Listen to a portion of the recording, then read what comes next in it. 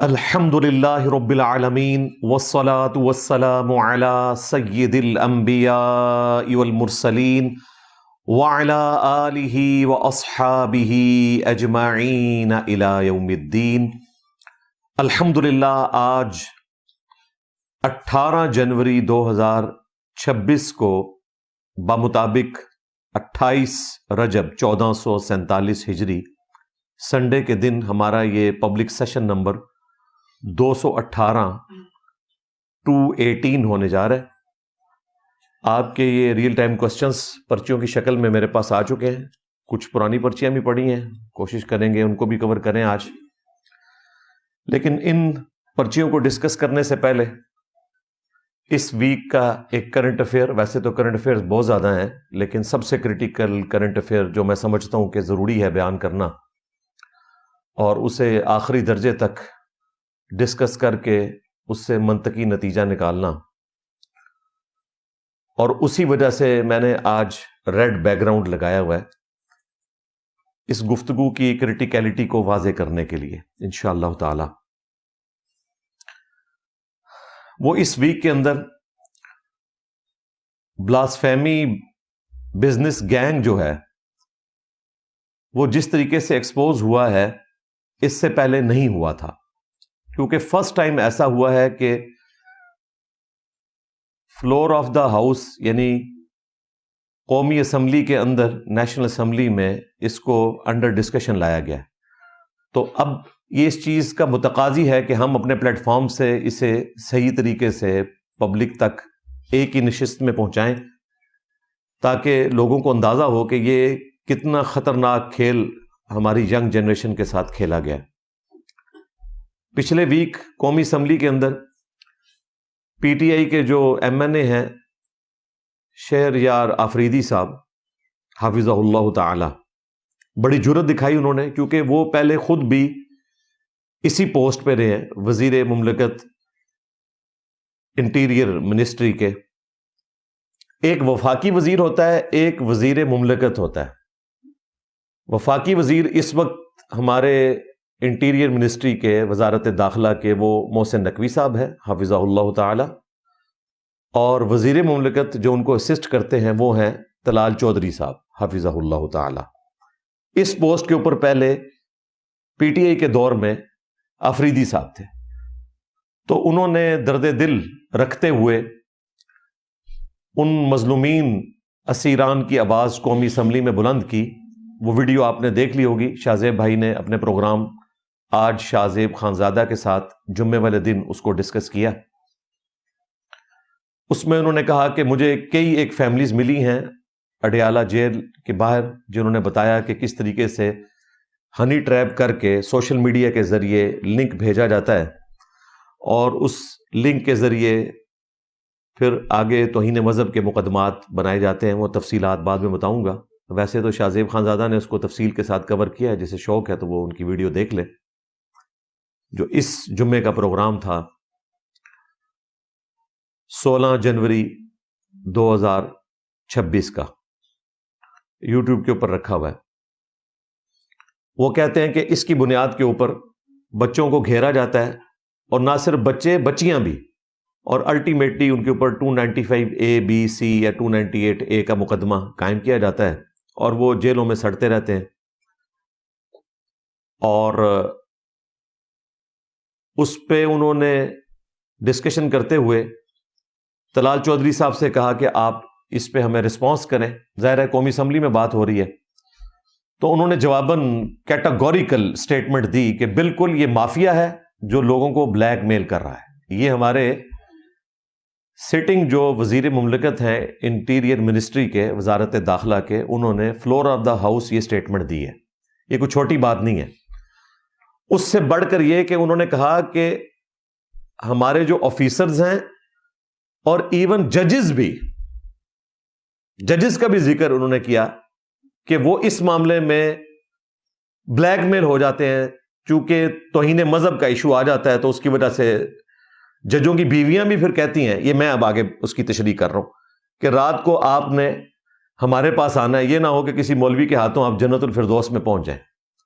تو لعنت ہے جی ایسی نوکری کے اوپر جو جج یہ سوچتا ہے کہ میں نے اپنے بیوی بچوں میں جانا ہے اس لیے میں لوگوں کے بیوی بچوں کو سزائے موت دے دوں، لعنت ایسی نوکری کے اوپر، دنیا اور آخرت میں ایسے لوگ جو ہیں وہ جہنم کے مستحق ہیں۔ اور یہ بہانے کرتے ہیں، بول کے کہتے ہیں کہ جی ہمیں لائف تھریٹ ہے، تو استعفیٰ دو، دفع ہو جاؤ گھروں کو۔ اتنی بڑی بڑی تنخواہیں کس چیز کی لے رہے ہو تم لوگ، حرام خورو؟ اگر فیصلے نہیں سنا سکتے، جرت اگر کوئی جج دکھاتے ہیں تو وہ ہائی کورٹ کے جج ہیں یا سپریم کورٹ کے، نچلے جج جو ہیں وہ تو حرام خوریاں کرتے رہتے ہیں۔ کئی تو ساتھ ملے ہوئے ان کے، این سی سی آئی اے والوں کے، ایف آئی اے والوں کے۔ جی ہمیں تھریٹ ہے تو دفع ہو جاؤ گھروں کو۔ حرام کمائی کھا رہے ہو، لوگوں کو سزائے موت کے مقدمات میں تم نے پھنسایا ہوا ہے صرف اپنے بیوی بچوں کا خرچہ پورا کرنے کے لیے۔ پھر یہی ہوگا نا، تمہاری زندگی میں یہ مصیبتیں آئیں گی، بچے معذور ہوں گے، ایکسیڈنٹ میں مر جائیں گے یا کسی کو ٹھوک دیں گے، ذلیل ہوگے تم لوگ پوری زندگی۔ ابھی آخرت کا عذاب باقی ہے، وہ تو ٹلنے والا نہیں ہے۔ لوگوں کی زندگی موت کے فیصلے کرتے ہو اور خدا کی سیٹ پہ بیٹھے ہوئے۔ ظاہر دنیا میں جسٹس کی جو سیٹ ہے، جج کی جو سیٹ ہے، وہ اللہ تعالیٰ نے یہ ترازو نازل کیا ہے انبیاء کے ذریعے، کتابوں کے ذریعے انصاف قائم کرنے کے لیے، اور آپ لوگ اپنی جان کی فکر میں۔ تو یہ طلال چودھری صاحب کی جرت ہے کہ انہوں نے یہ بات کر دی کہ ججز بھی بلیک میل ہوتے ہیں اور ہمارے آفیسرز بھی۔ پھر انہوں نے کہا کہ جی میں آپ کو الگ سے اس پہ بریفنگ دوں گا کہ ہم نے اس حوالے سے کیا کوششیں کی ہیں۔ تو سلام ہے اسمبلی کے اسپیکر صاحب کو، انہوں نے ایاز صادق صاحب حافظہ اللہ تعالی، انہوں نے کہا کہ بھئی آپ علیحدگی سے نہیں، آپ ہمیں بھی یہاں پہ اس بڑے فورم کے اوپر اس کو ڈسکس کریں تاکہ پتہ چلے کہ کیا ہو رہا ہے۔ تو اب مجھے موقع ملا، میں بڑے عرصے سے مختلف اوقات میں اس کو ڈسکس کرتا رہا ہوں۔ آپ کو پتہ ہے کہ میں آلموسٹ 7-8 سال سے توہین مذہب کے جو قوانین ہیں ان میں توبہ کی شک کا مطالبہ کرتا رہا ہوں۔ حالانکہ اس وقت تو میرے اوپر کوئی ایسی دفعہ بھی نہیں لگی ہوئی تھی، لیکن مجھے پتا تھا کہ مس یوز ہوگی، اور پھر ہم نے دیکھا کہ آہستہ آہستہ یہ چیزیں منظر عام پہ آنا شروع ہو گئی۔ الحمدللہ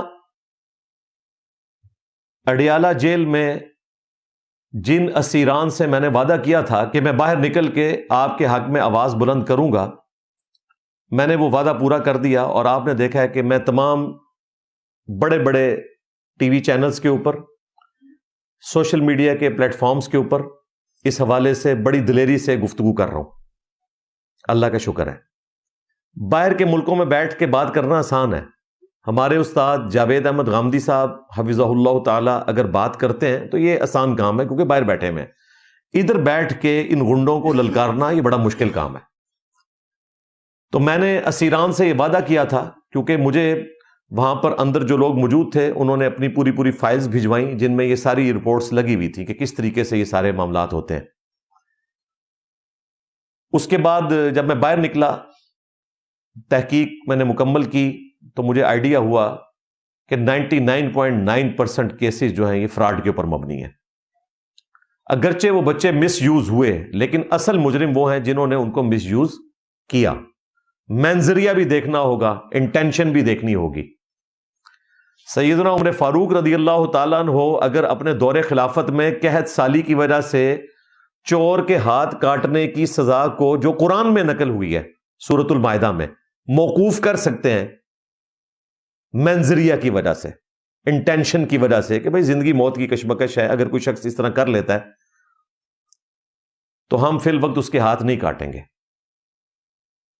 یہاں تو گردن کاٹنے کا معاملہ ہے۔ اس پلانٹ ارتھ کے اوپر 295C سے بڑی کوئی دفعہ نہیں ہے۔ درخت پہ بھی آپ 295C لکھ کر لگا دینا، وہ بھی خشک ہو جائے گا۔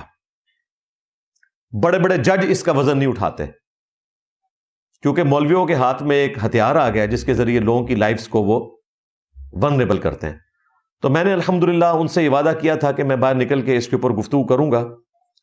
دیکھیں، ایک 18-20 سال کا بچہ اگر اس طریقے سے اندر چلا جاتا ہے اور اسے سزائے موت ہوتی ہے، کئی لوگوں کو ہوئی ہوئی ہے۔ پاکستان میں پچھلے 5-6 سال سے سزائے موت موقوف کر دی گئی ہے، سسپینڈڈ ہے یورپین یونین کے پریشر کی وجہ سے. اس کا مطلب یہ ہے کہ وہ 18 سال کا بچہ اگر سپوز 60-70 سال تک زندہ رہتا ہے تو بقیہ کے 50 سال وہ جیل میں کاٹے گا. اس سے تو بہتر تھا کہ پھر وہ بیچارہ ٹانگا جاتا، کم از کم اس کے گھر والوں کو صبر آ جاتا. ایک ماں کے لیے کتنی تکلیف دہ چیز ہے. وہ آپ نے ایک کیڈٹ کی سٹوری دیکھی ہے نا، اس کی ماں نے جس طریقے سے جس درد سے بیان کیا ہے کہ ہمیں تو پتہ نہیں ہے توہین مذہب کون سی دفعات ہوتی ہیں. یعنی پوری دنیا کے اندر پاکستان میں جو ہے نا وہ اسلام کی فکر لگی مولویوں کو. سعودی عرب میں کوئی 295 ABC نہیں ہے جہاں سے اسلام پوری دنیا کے اندر ایکسپورٹ ہوا ہے. جو بنیاد ہے مکہ اور مدینہ، وہاں تو ہم نے کوئی اس قسم کی چیزیں نہیں دیکھی ہیں. یہ سارے کا سارا درد یہاں پر آ کے جمع ہو گیا اور مقصد صرف اس کا یہ ہے کہ لوگوں کو ونریبل کرنا ہے.